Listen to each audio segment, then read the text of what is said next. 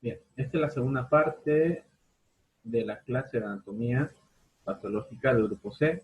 Estamos hablando de tuberculosis hoy día. Bueno, hace rato estábamos comentando un poco sobre el alcance de la lesión que se podía llegar a encontrar. En este caso, si el paciente no tiene capacidad para retener la infección, esta puede diseminarse fácilmente. Los lugares donde más comúnmente se va a ser a hígado, a riñón y a vaso. La lesión que va a producir en estos puede ser tanto miliar, como la que estamos viendo acá, a nivel cerebral puede llegar a producir, vamos a ampliarlo aquí un poquito, fíjense, focos de necrosis gaseosa también, aquí hay uno grande, aquí hay otro grande también. Estos focos de necrosis gaseosa pueden ser únicos, pueden ser múltiples también. En el caso, por ejemplo, aquí, fíjense, 1, 2, 3, 4, 5, 6, 7, 8, 9, 10, 11, 12 focos de necrosis gaseosa en el riñón derecho. Puede ir a articulaciones, aunque no es muy común. Toda esta es una blanquecina. Empieza por periósteo y entra dentro de todo el hueso. ¿Bien? Es bastante, es una enfermedad, se llama enfermedad de Pott. ¿Bien? Esta enfermedad de Pott cursa justamente con esos huesos quebradizos, esos huesos que se rompen rápidamente. En el caso del paciente, sobre todo que esté en fase SIDA, paciente con VIH, la bacteria lo que hace es subir por los ganglios linfáticos. Si nos acordamos bien, los ganglios linfáticos suben por pulmón, suben por tráquea y suben hasta la cadena cervical y de ahí se van al conducto torácico. Bueno, pues la bacteria lo que hace es tomar ese camino. Sube por los ganglios linfáticos, sube por tráquea y se va a quedar en los ganglios cervicales. En los ganglios cervicales lo que va a producir va a ser un cuadro inflamatorio. Estos ganglios van a empezar a crecer, inflamarse y acaban no explotando, pero acaban rompiéndose. Esto se va a llamar escrófulo. Esto que estamos viendo aquí, por ejemplo, es un ganglio muy inflamado con sobrecolonización bacteriana. ¿Bien? Es un ganglio que se ha destruido justamente por eso, porque había gran colonización bacteriana. Habíamos dicho que además del Mycobacterium tuberculosis, había otros tipos de micobacterias que eran patógenas. El Mycobacterium avium complex, el Mycobacterium también conocido como Mycobacterium avium intracelular, afecta principalmente a pollos, ¿ya? A aves, pero suele pasar a humanos inmunosuprimidos. No es bastante común, sobre todo en pacientes con SIDA, es a ellos donde nos va a afectar principalmente. Bien. Ya hemos hablado de tratamiento un poquito, ¿sí? Isoniazida, rifampicina, piracinamida, tambutol. El esquema completo hemos dicho que era 6 meses. Hemos hablado también ayer en la práctica sobre el protocolo que se hace. ¿Cómo yo sé cuánto tengo que darle a mi paciente? La dosis que estamos viendo acá es la dosis estándar que se da a pacientes adultos. ¿Cuándo considero que tengo que darle dosis máxima al paciente? Cuando pese más de 45 kilos. Sea niño, sea adulto. Si es de más de 45 kilos, se le da dosis completa. Si pesa menos de 45 kilos, que suele pasar mucho con mujeres que llegan con un gran síndrome carencial, se le hace dosis kilo peso, que es la que está acá. ¿Sí? Indicaciones especiales. La primera fase se daban los 4 fármacos por 2 meses, que sumaba un total de 52 dosis aproximadamente. De lunes a sábado se descansa el domingo. Después de eso se hace vaciloscopía de control. La vaciloscopía tiene que dar negativo. Si da positivo, se repite el tratamiento una vez más, pero durante un mes solamente. Después del mes se vuelve a hacer vaciloscopía. Si da negativa, se continúa con la segunda fase. ¿Sí? Si la segunda fase, los 4 meses van bien, cumplen las dosis, al final de los 6 meses totales, se hace una vaciloscopía nueva y tiene que dar negativo. Si da positivo de nuevo, se puede llegar a considerar de que el paciente es como un fracaso terapéutico. Hay que buscar las causas, si cumplía la dosificación, si había resistencia, aunque es muy poco común, les diré, pero por lo general, si la segunda fase fracasa, suele ser porque el paciente no tomaba las dosis. Bien. ¿Qué cuidados tenemos que tener? Principalmente hay que tener cuidado en las mujeres que toman anticonceptivos. ¿De acuerdo? Vamos a ver ahora por qué. El embarazo no hay ningún problema, salvo por la estreptomicina. La lactancia tampoco hay ningún problema.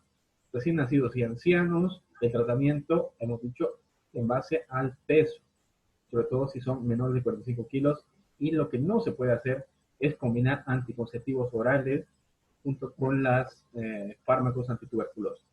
¿Bien? La piracinamida principalmente lo que hace, perdón, la rifampicina lo que hace es unirse a proteínas plasmáticas y no permite de que los anticonceptivos orales se unan a esas proteínas, y entonces acaba orinándolas la paciente y no hacen efecto en ella.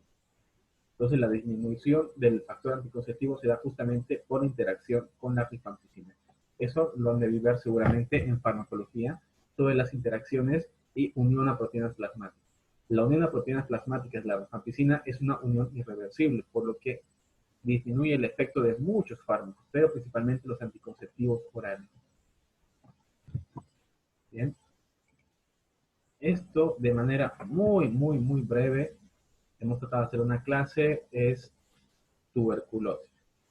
Cosas que tenemos que saber o recordar que vamos a ver esta semana: interacciones de los fármacos, el protocolo de tratamiento que se hace aquí en Bolivia, el seguimiento al paciente y sobre todo diferenciar, ¿no?, lo que es una tuberculosis primaria y una tuberculosis secundaria.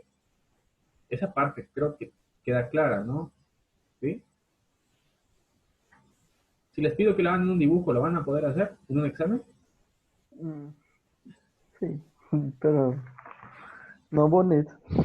No importa, mis dibujos son horribles, así que ustedes lo van a hacer mucho mejor seguramente. Bien, esto sería todo por ahora. A ver, sonríame para una foto. Bien. Somos poquitos, pero seguimos. Ahí está, otro más. Ahí, muy bien. Somos pocos, pero continuamos. Eso es lo bueno. Sea donde sea que estén. ¿Están en Brasil todos o quiénes están en Bolivia? No, pero sí. Sí, todos en Brasil, doctor. Wow. Esto sí que es una clase a distancia, de verdad, ¿no? Sí,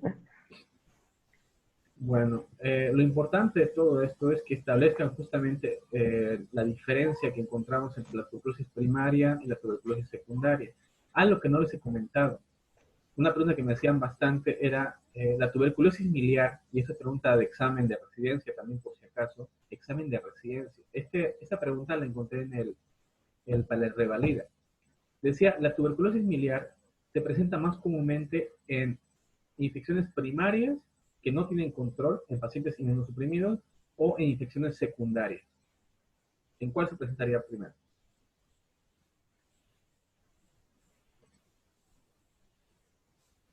primario, doctor, porque hay miles de clasificación o no. Bien. Si recordamos bien, la tuberculosis miliar era cuando el grupo de bacterias se diseminaba porque no había control. Ahora la respuesta es esta, es una pregunta trampa. Puede pasar tanto en tuberculosis primaria como en secundaria. La única condición para que haya tuberculosis miliar es que no haya respuesta inmunitaria suficiente. Es decir, que los linfocitos no sean capaces de rodearla y permitan que se expanda y se disemine. Esto puede pasar en tuberculosis primaria. Habíamos dicho que cuando había tuberculosis primaria, por ejemplo, eh, pasaba asintomático, ¿verdad? Pero si el paciente tiene VIH o está en SIDA, imagínense que se disemina en tuberculosis primaria, va a ser una sepsis en el paciente. ¿Bien? Entonces, puede aparecer tanto en primaria como en secundaria. Bueno, ya tienen tarea para esta semana. Vamos a terminar de hablar de tromboembolismo pulmonar. Avanzaremos eso en nuestra próxima teórica de... ¿Cuándo es la próxima teórica? El jueves, ¿no? En la próxima teórica del jueves vamos a avanzar TEP, tromboembolismo pulmonar, y con eso ya casi terminamos. ¿Bien? Bueno, pues cuídense mucho, que coman rico por allá. Allá son las 11:40, ¿verdad? Sí. Sí, doctor. Cuando mande invitación, voy a mandar la invitación con hora de Bolivia y hora de Brasil, entonces. ¿Ya? Ayer me confundí. Pero ustedes tienen 4 horas diferentes. ¿En qué horario voy a mandar? Aquí es el mismo horario de Bolivia. Pero Donde Brasil tiene 4 zonas horarias, ¿no? Sí. Son no sé. 4, generalmente son 3, pero en horario de verano son 4. No, bueno, cuídense mucho, ¿ya? Coman rico y cuídense al salir. Hasta el jueves. Gracias, doutor. Nos vemos. Gracias, doctor.